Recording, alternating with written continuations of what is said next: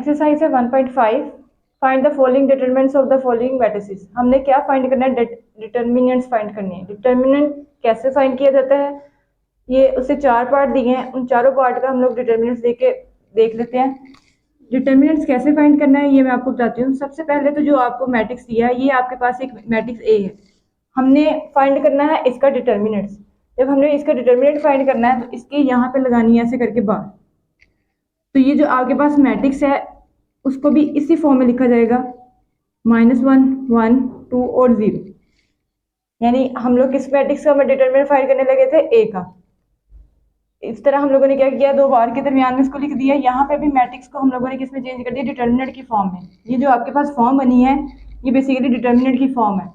अब इसको क्या करना होता है, इसको सॉल्व करने का तरीका ये है कि हमने यहाँ पे इसको इससे मल्टीप्लाई करना होता है और इसको इसके साथ मल्टीप्लाई करना होता है।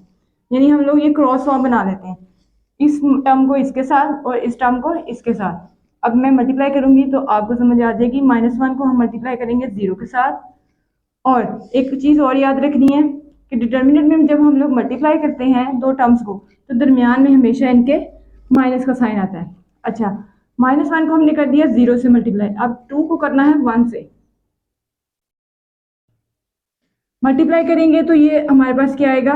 1 0 0 माइनस और 2 1 2।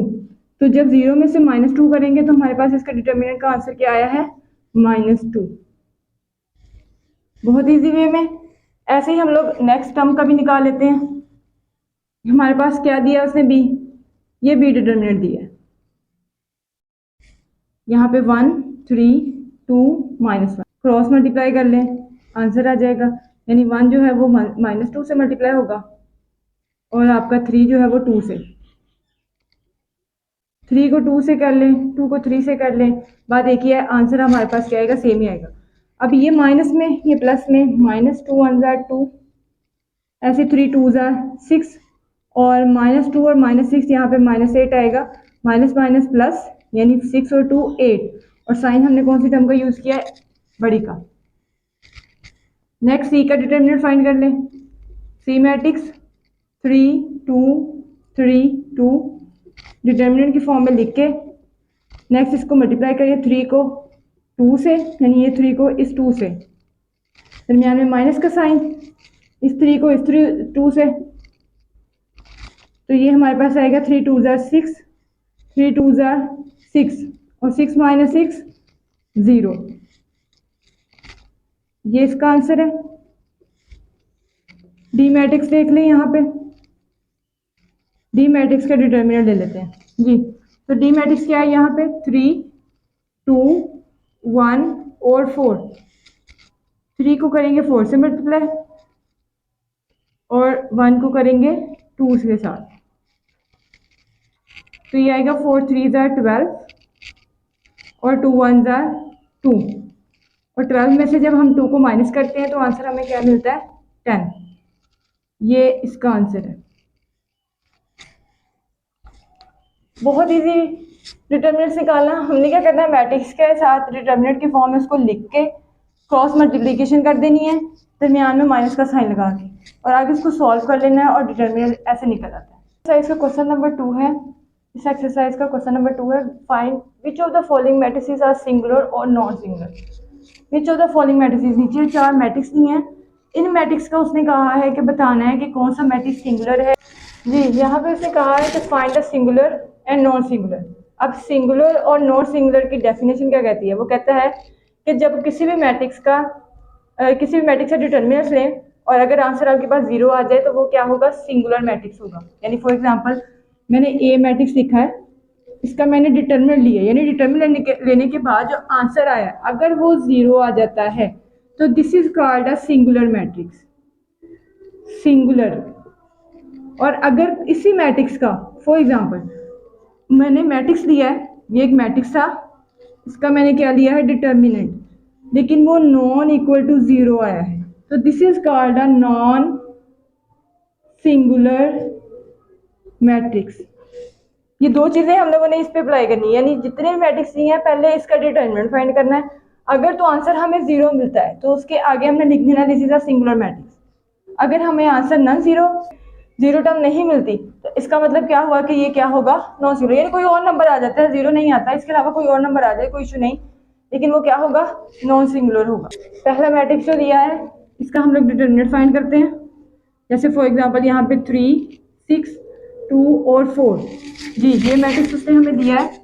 हम इसका क्या निकालने लगे हैं, डिटरमिनेंट। डिटरमिनेंट की फॉर्म में लिखने के बाद इसको मल्टीप्लाई करेंगे 3 को 4 से और 2 को 6 से, तो 4 3 are 12 और 6 2 are 12, 12 minus 12 zero, zero term I. Definition क्या कहती थी, अगर हमने किसी मैट्रिक्स का डिटर्मिनेंट लिया है और आंसर हमें एंड पे जीरो मिले तो this is called a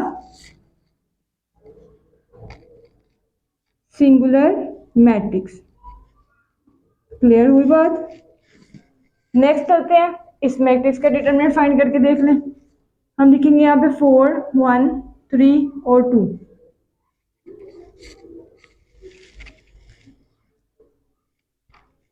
determinant find करते वक्त 4 को 2 से मल्टीप्लाई करेंगे और 3 को 1 से, और यहाँ पे साइन कौन सा आता है, नेगेटिव।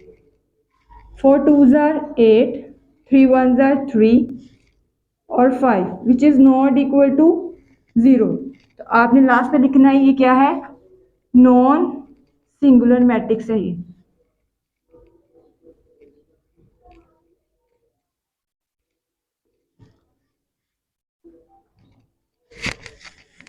इस मैट्रिक्स का भी डिटरमिनेंट फाइंड कर लें। यहाँ पे लिखें 7 माइनस 9 3 और 5। अब 7 को करेंगे 3 से 7 को करेंगे 5 से मल्टीप्लाई और माइनस 9 को करेंगे 3 से। 5 7 ज़ा 35, माइनस माइनस प्लस और 9 3 ज़ा 27। 35 में 27 ऐड करें तो ये हमें 62 मिलता है। ठीक है, ये हमें क्या मिलता है, 62 which is not equal to 0। This is called a non singular matrix. Next चलें इस मैट्रिक्स की तरफ। डिटरमिनेंट फाइंड कर लें। 5 माइनस 10 माइनस 2 और 4।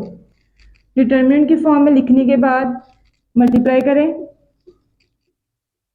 यहाँ पे क्या आएगा, -10 -2, 5 4 ज़ा 20।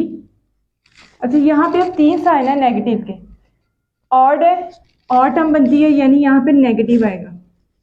वो भी ऑड टर्म का भी बताती हूँ। ऑड का मतलब ये होता है कि अगर किसी टर्म नेगेटिव के ऊपर पॉजिटिव टर्म आ रही है तो इसका मतलब ये हुआ कि वो हमें पॉजिटिव वैल्यू दे देता है। लेकिन अगर किसी के ऊपर नेगेटिव आ रही है, जैसे ये माइनस है 3 टाइम्स है 1 2 3, तो ये हमें नेगेटिव ही देगा। लेकिन अगर इसके ऊपर पॉजिटिव हो, कोई हमारे पास इवन नंबर हो, जैसे ये माइनस है, माइनस के ऊपर अगर कोई और टर्म हो, जैसे 3 है, यहाँ पे 1 2 3 टाइम्स है, तो ये हमें क्या देगा, नेगेटिव साइन देगा। लेकिन अगर इसके ऊपर कोई इवन नंबर हो, जैसे 4 है 2 है 4 है 6 है 8, कुछ भी ले लें, तो ये आपको क्या देगा, पॉजिटिव नंबर देगा। लेकिन यहाँ पे हमें क्या मिल रहा है, नेगेटिव। अगर इस तरह अप्लाई नहीं करना तो सिंपल आप जैसे मल्टीप्लाई करते हैं वैसे मल्टीप्लाई करके देख लें। जैसे माइनस को माइनस से मल्टीप्लाई करें तो माइनस माइनस हमें प्लस देगा, और वो प्लस को माइनस मल्टीप्लाई करेंगे तो हमें क्या मिलेगा, माइनस। माइनस माइनस प्लस, और ये प्लस माइनस माइनस, तो इसलिए हमारे पास यहाँ पे क्या आया है, माइनस। और 10 2 ज़ा 20। अब 20 में से 20 को माइनस करेंगे तो हमें क्या मिलता है, 0। तो 0 आ गया है, तो यहाँ पे हम क्या लिखेंगे, सिंगुलर मैट्रिक्स।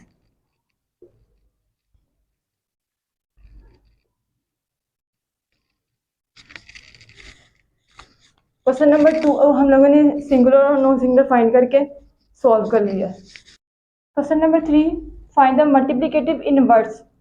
आगे यहाँ पे एक ब्रैकेट में उसे एक टर्म लिखिया, इफ इट एग्जिस्ट। इसका मतलब ये है कि जिन वैल्यूज का मल्टीप्लिकेटिव इनवर्स फाइंड करें, अगर एग्जिस्ट करता है, उसका मतलब मैं आपको बताती हूँ। आगे उसने कहा है भाई यहाँ पे 4 मैट्रिक्स दिए, इनका मल्टीप्लिकेटिव इनवर्स निकालना है। इस लाइन में दो चीजें बताने वाली हैं, एक तो ये कि मल्टीप्लिकेटिव इनवर्स क्या है और दूसरा इफ इट एग्जिस्ट का क्या मतलब है। मल्टीप्लिकेटिव इनवर्स सिंपल टर्म्स का फाइंड करना हो, फॉर एग्जांपल मैंने 2 का मल्टीप्लिकेटिव इनवर्स फाइंड करना है, 2 को एक ऐसे नंबर से मल्टीप्लाई करूंगी कि आंसर मुझे क्या मिले 1। ठीक है, एडिटिव इनवर्स की प्रॉपर्टी क्या थी कि अगर 2 के साथ ऐसी वैल्यू को ऐड किया जाए आंसर हमें क्या मिले 0, और वो थी -2, वो थी एडिटिव इनवर्स। ये है मल्टीप्लिकेटिव इनवर्स, यानी मैंने 2 के साथ एक ऐसा नंबर मल्टीप्लाई करना है कि आंसर मुझे क्या मिले 1। अब 1/2 ही ऐसा नंबर है जिसको मैं 2 से मल्टीप्लाई करूंगी और आंसर मुझे क्या मिलेगा 1, क्योंकि 2 से कैंसिल आउट हो जाता है और आंसर हमें क्या मिल जाता है 1। तो कहने का मकसद ये है कि 2 का जो मल्टीप्लिकेटिव इनवर्स है वो 1/2 है। सिंपल टर्म्स में हम लोग इस तरह मल्टीप्लिकेटिव इनवर्स फाइंड कर लेते हैं। मैट्रिक्स में मल्टीप्लिकेटिव इनवर्स कैसे फाइंड करेंगे, इसका एक फॉर्मूला है।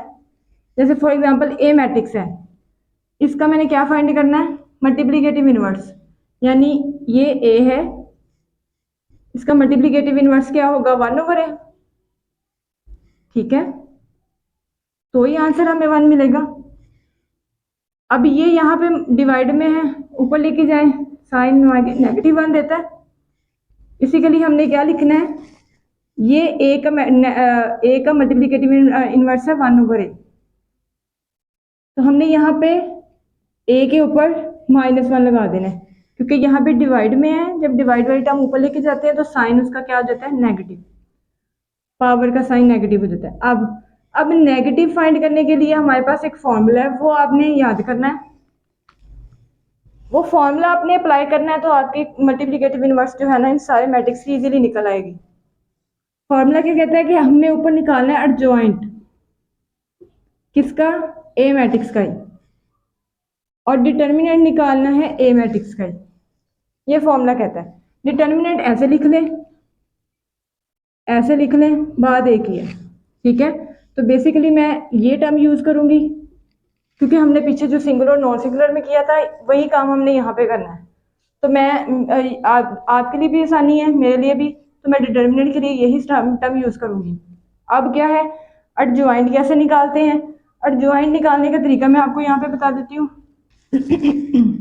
अब इनवर्स में दो चीज़ें यूज हुई हैं, पहली चीज़ है एडजॉइंट निकालना, दूसरी चीज़ है उसका डिटर्मिनेंट निकालना। डिटर्मिनेंट निकालना हम सीख चुके हैं, अब एडजॉइंट कैसे निकाला जाता है ये ज़रा ध्यान से देखना है आपने।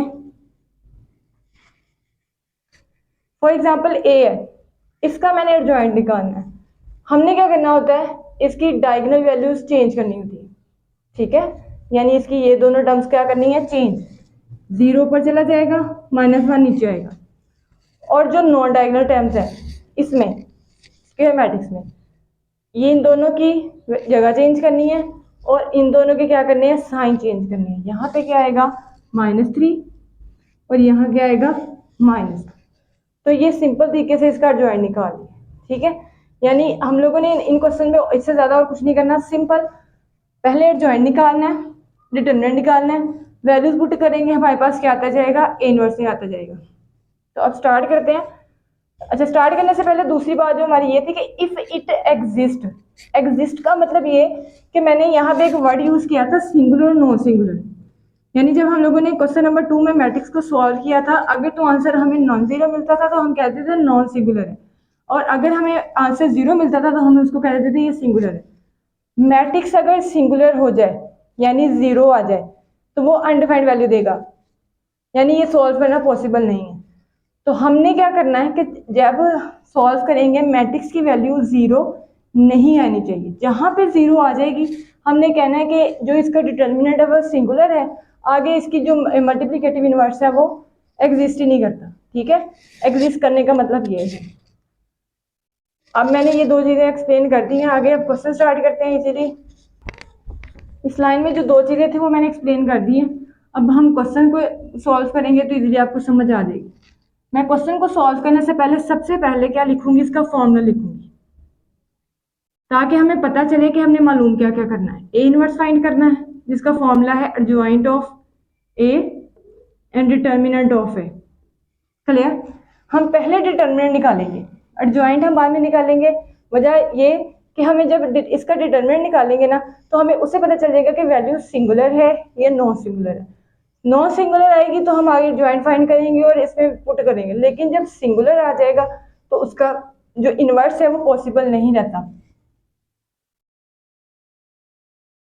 तो डिटर्मिनेंट निकालना है, ए मैट्रिक्स की वैल्यू लिखें यहाँ पे, और इसका हम क्या फाइंड करने लगे हैं, डिटर्मिनेंट। डिटर्मिनेंट निकालना सिखाया था मैंने, यानी इस टर्म को इसके साथ मल्टीप्लाई किया जाता है। तो ये आएगा हमारे पास 0 और ये क्या आएगा 3 2 जार 6। 0 माइनस 6 करेंगे तो -6। क्या निकल आया इसका डिटर्मिनेंट, -6। अब क्या रह गया है, एडजॉइंट। जी, एडजॉइंट निकालने का तरीका मैंने आपको बताया था, एक दफ़ा फिर देख लें। इन दोनों टर्म्स की वैल्यू चेंज करनी है और इन दोनों टर्म्स के क्या करने हैं, साइन चेंज। साइन चेंज मतलब यहाँ पे कोई साइन नहीं, पॉजिटिव साइन है, तो पॉजिटिव की जगह पे यहाँ क्या आ जाएगा, नेगेटिव, और यहाँ पे भी क्या आ जाएगा, नेगेटिव। बस ये दोनों चीज़ें हमने निकाल ली। इन दोनों वैल्यूज को हमने इसके फॉर्मूले में पुट करना है, ये फॉर्मूला हमारा, ठीक है। A inverse is equal to, और जॉइंट क्या आया हमारा, 0 -3 -2 और -1, ठीक है। और नीचे डिटर्मिनेंट हमारा क्या आया था, -6। तो इसको क्या करेंगे, बारी बारी साइड टर्म्स को -6 पे डिवाइड करेंगे।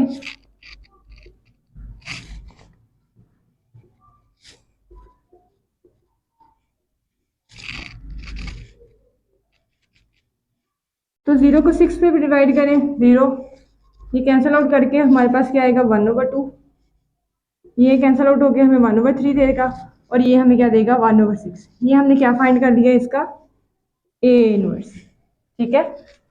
ये इसका क्या फाइंड कर लिया है, ए मैट्रिक्स का ए इनवर्स, यानी मल्टीप्लिकेटिव इनवर्स। आगे जी, तो यहाँ पे लिखे पहले बी मैट्रिक्स,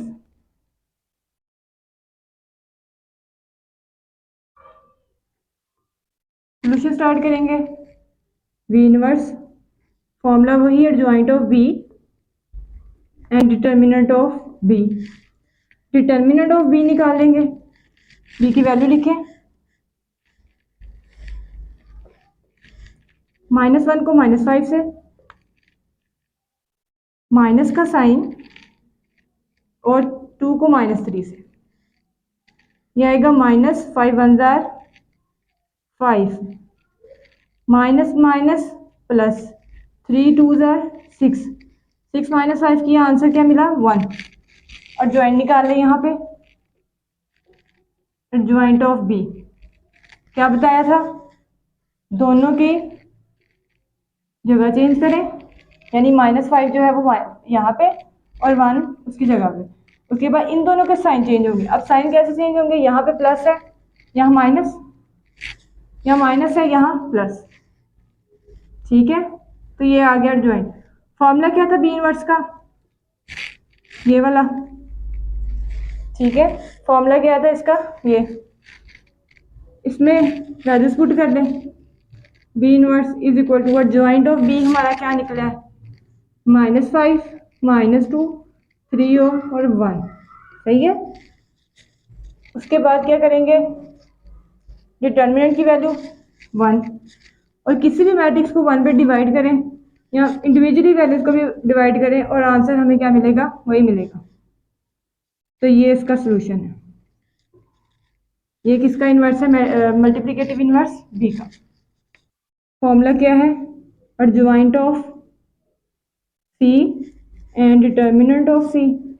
डिटर्मिनेंट फाइंड कर ले, यहाँ क्या आएगा, -2 6 3 और -9, -2 -9 से मल्टीप्लाई होगा और आपका 6 जो है वो 3 से, माइनस माइनस प्लस हो जाएगा, और 9 2 जार 18, यहाँ पे माइनस, और 6 3 जार 18, तो ये कैंसिल आउट होकर हमें आंसर क्या दिया है, 0।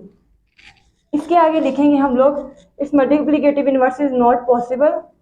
वजह क्या है कि आपके पास जो इसका डिटर्मिनेंट आया है वो क्या है, 0। तो आपने यहाँ पे लिखना है, it is a singular matrix, ठीक है। So it's multiplicative inverse is not possible. Clear हुई बात? यहाँ इसका मल्टीप्लिकेटिव इनवर्स पॉसिबल ही नहीं है क्योंकि यहाँ पे क्या आ गया, एक सिंगुलर मैट्रिक्स है, तो हमने बस यही लिखना है, it is a singular matrix और its multiplicative inverse is not possible. Next आ जाए डी पार्ट पे। 1/2 1 3/4 और 2 फॉर्मूला लिखे डी इनवर्स का, adjoint of D and determinant of D. पहले डिटर्मिनेंट निकाल लें, 1/2 3/4 1 एंड 2, 1/2 इंटू 2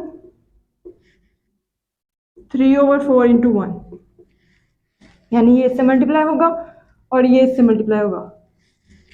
आगे क्या लिखना है, ये से कैंसिल आउट होकर हमें 1 देगा और ये 3/4 1 ज़ा 3/4 ही आएगा। हम इसका लेंगे एलसीएम क्योंकि ये वैल्यू जो है हमारे पास क्या है, हम इसका एलसीएम लेंगे। एलसीएम आता है 4 और 4 1 ज़ा 4 एंड 3, ठीक है। तो ये हमारे पास क्या दिया इसने, 1/4, ये इसका क्या निकला है, डिटर्मिनेंट। अब हमने निकालना है इसका एडजॉइंट, ठीक है। क्या निकालना है इसका, एडजॉइंट, एडजॉइंट ऑफ डी। क्या आएगा, दोनों की जगह चेंज कर दें और इन दोनों के साइन। क्लियर हुई बात? अब क्या करना है, डी इनवर्स में वैल्यू पुट करें, ऊपर आएगा adjoint of D and determinant of D. Adjoint की वैल्यू क्या आएगी, 2 -3/4 -1 और 1/2, और डिटर्मिनेंट क्या निकला था हमारा, 1/4। अब क्या करना है, पूरी मैट्रिक्स को 1/4 पे तो डिवाइड कर लें, डायरेक्ट डिवाइड कर लें, ठीक है। या फिर इसको क्या कर लें, क्रॉस कर लें, यानी 4/1 कर लें। डिवाइड होगा तो ये टर्म नीचे जाएगी, नीचे से जब हम ऊपर लेके जाएंगे तो 4 ऊपर और 1 हमारा नीचे चला जाएगा। नेक्स्ट ऐसे ही -1 को भी 1/4 इस तरह लिख लें क्योंकि वो दोबारा से ऊपर चला जाएगा। यहाँ पे क्या आएगा, 1/2 और ऐसे, यानी ये स्टेप जो है ना हमारा इस तरह था, तो ये इस तरह डिवाइड होने के बाद क्या होगा, जब ऊपर जाएगा तो ये 4/1 बनेगा। अब क्या होगा, ये 4 ऊपर जाके इसके साथ क्या होगा, मल्टीप्लाई, ऐसे, और ये भी 1/4 ऊपर जाके क्या होगा, इसके साथ मल्टीप्लाई, ऐसे, ठीक है। तो ये आएगा 4 2 ज़ा 8, यहाँ पे ये से कैंसिल आउट, -3 -4 एंड 2 2 ज़ा 4, 2 1 ज़ा 2 और 1, ये हमारा डी इनवर्स निकला है।